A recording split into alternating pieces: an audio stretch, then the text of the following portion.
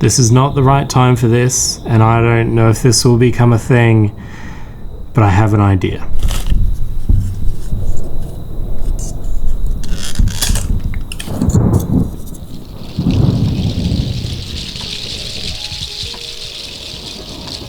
Grimdark Warhammer 40k is a place I've yet to venture. I've never made something properly grim, but I think I'm ready to embrace the gritty, the grimy, and the weird. But I want to do it my way. and that's mashing up two armies that I feel quite an attachment to, that I think I could make pretty gross and horrific.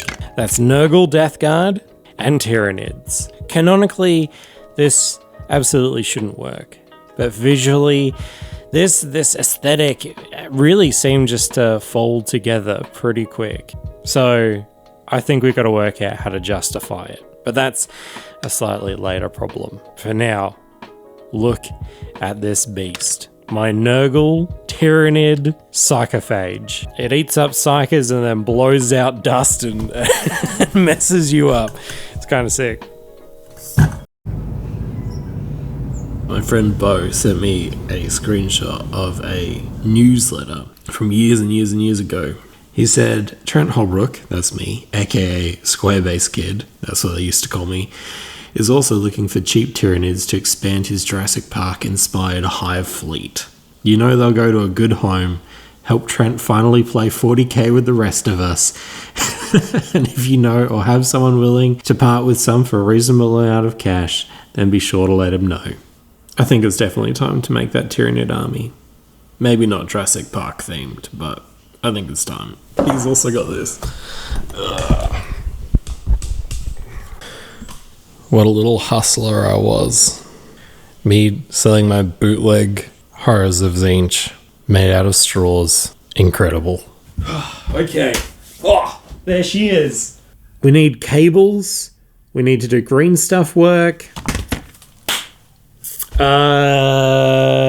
Guitar strings, I think, would be good cables. I've never actually played guitar though, so we might need to buy some guitar strings today. And also a pin vise too, because we got to secure them in somehow.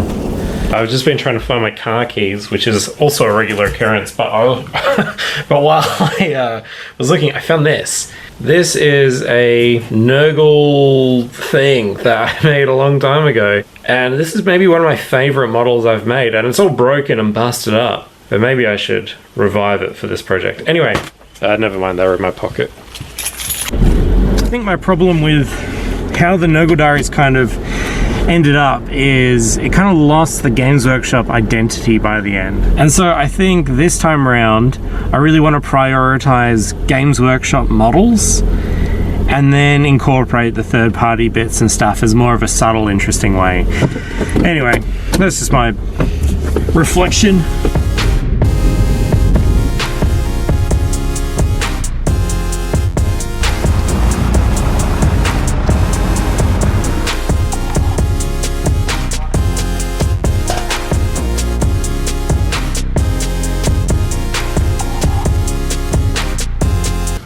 You know, I think I might have bought more than I should have, but I did stop myself from buying a lot more, so that's good. Okay, guitar strings. So the guy was like, oh, you want to buy some strings? And I'm like, yeah. He's like, cool, what kind of strings? And I'm like, I don't know. And he's like, well, what kind of guitar do you have? And I'm like, I don't. And then it was very difficult to explain what I was trying to accomplish. That's good. Maybe thicker ones would have been even cooler, but... Do you want to see my hobby haul? Okay. I got styrene. I got various tubes in different lengths, but also square styrene tubing because I'm thinking I'll use them to make the heads on my gaunts. Are they still called gaunts? Termogaunts? A little razor saw. New hobby knife. Pin vise. Little drills, and also some extra thin cement. See, I've always been a super glue guy, but I think I'm about ready to try to be converted. We'll see. Okay, let's address the lore problem. So, the big problem I see is that tyranids share a collective consciousness. That's the hive mind, which, to my understanding, makes them immune to chaos. So Papa Nurgle can't touch them, can't corrupt them.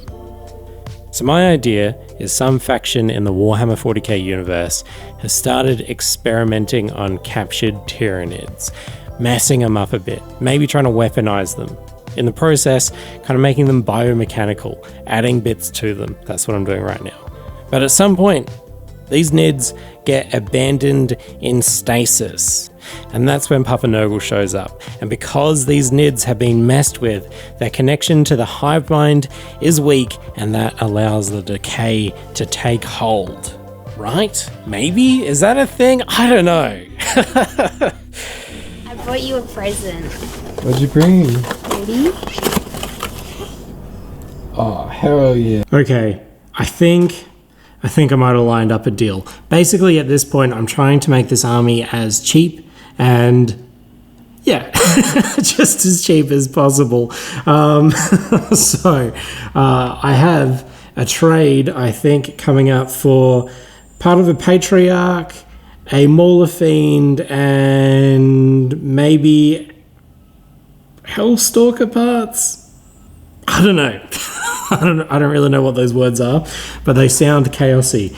In exchange, they're looking for Rhino conversion kits, and that's exactly what I've been using. So hopefully this will go well. So I went down and I traded this sprue for a box of spare chaos bits, and Thomas at Gaming Nexus, who I traded with, was super generous and clearly just wanted to help me out because there were some really wicked things in here, including some Tyranid sprues from 1994, which is older than me. Now, when Thomas said that he had a Patriarch, I thought that was like a new chaos thing that I didn't recognize, but it was actually from Gene Stealer cults, which is kind of an army that I haven't really paid much attention to. I haven't been super interested in it. But even though Gene Stealer cults and Tyranids are like kind of cousins and they share some models, they don't share this model. So I thought, let's convert it into a Broodlord. However, it was missing some legs. And I thought for a second, and I'm like, you know, I could find it some legs. But also, what do you need legs for? Maybe it'd be cooler without legs. So I used some of the new Chaos parts that I got, and I tried to make something that kind of felt fast and flea-like and ugly and Nurgle. This one in particular, I really wanted to feel Nurgle, and I don't know. I had so much fun just like fitting all these pieces together. Like I used this Chaos Spawn kit and the parts in it. When I tell you that the Nurgle aesthetic goes so well with like the modern Nid aesthetic, I just like, it does. I can't describe it. Like, how good do these pieces look together? Anyway, I'm getting carried away. Yeah, I wanted to make something that kind of looked like it could still be fast even without legs, because I want it to look like it could go through air vents and rip down doors and move in like the most unsettling way. And I was having so much fun, I just kept working even after all the batteries in my cameras died. So I really should be sleeping, but I just can't get this idea out of my head. I'm thinking a great unclean one that's also a Tyranid, right? You have like this big spewing stomach hanging over its like Carnifex legs, and you take like the Carnifex arms. I don't know, is this a thing? I really want it to be a thing.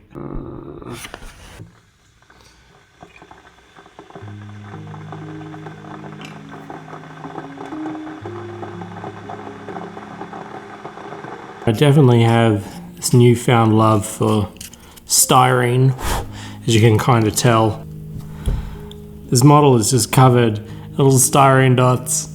It's incredibly satisfying and easy to use, especially when you use a plastic cement. This is a whole world that feels like it's just been unlocked to me, and This is really starting to feel like a bit of a level up, if I'm being honest. My focus for this model has really been to try to make like a nice sweeping silhouette. And it's been a bit of a battle. This seemed a lot simpler in my head, but I think it's something.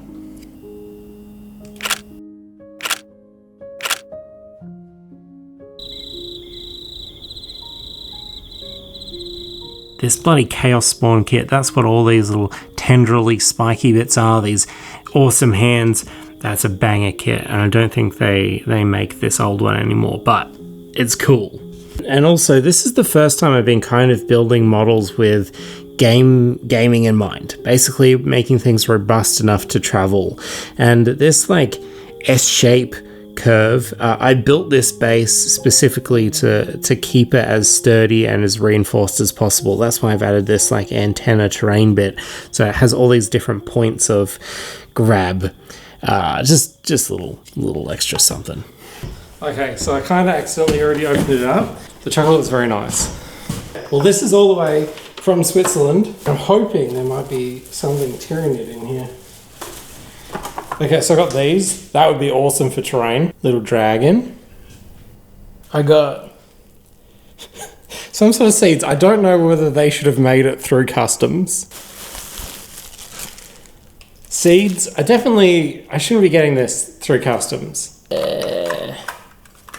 This is old school rhino. And in here is a big, very heavy bag. I'm very excited about this. Oh, yeah. Look at that.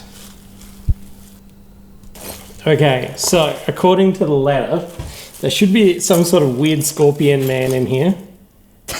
Which I'm assuming that's what that is. That would be a very cool Tyranid hybrid model base. And I think I just saw, yes, an actual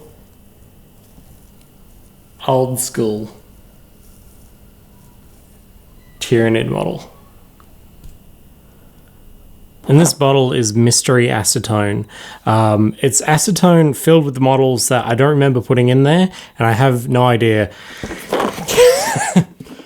what they are, and I can't see them because it's so cloudy. But I'm going to put these Tyranid parts in the acetone to clear off the paint,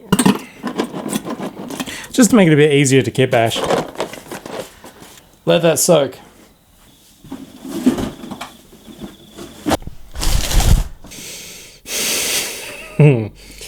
I found something I forgot I had. So my friend John gave me his spare Genestealer Cults sprues, and I forgot all about it. But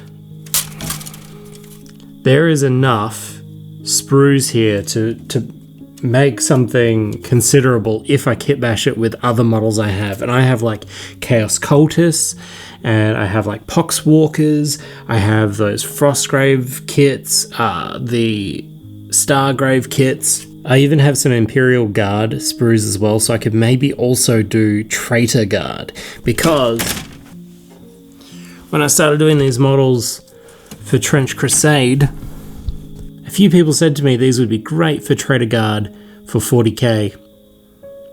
Maybe I should embrace that. Oh, how did I end up with two armies? I wish they could just go together. Well, actually, Trent, you kinda can. Okay, let me explain. I'm running an army of Tyranids, but there's another army I could instead play called Genestealer Cults.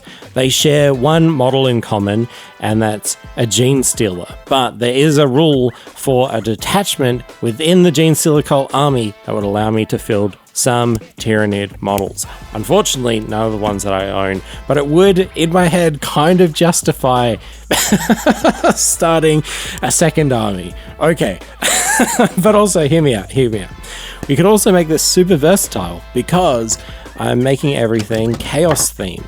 So I could run chaos-themed Gene Stealer cults as chaos cultists because, unlike a couple of years ago, you can run an entirely chaos-themed cultist army using the Chaos Space Marine army book, which is something I've always wanted to do. Anyway, I'm getting ahead of myself. It's a thing. And this is what I think a Gene Stealer cultist could look like.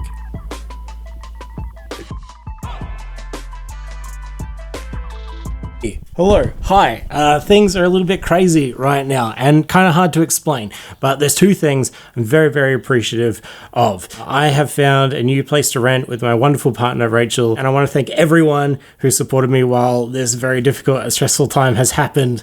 It's bloody over now, and I have so much relief. Number two, Adepticon is coming up, and I will be there with a book that I made with Matt from Totally Not Panicking, and it's a collection of all our miniature work, and it's really bloody nice, but it also took a lot of time to make because I'm super rusty at graphic design stuff, so that's where I've been. Okay, now we'll do the spinny thing. This is starting to look like something. Tyranids, Gene Stealer cults, and chaos. I want every single model to function at least twice across those three armies. It's gonna happen. I have so many ideas. Okay, we gotta stop though, because I'm getting carried away. Think you'll miss me?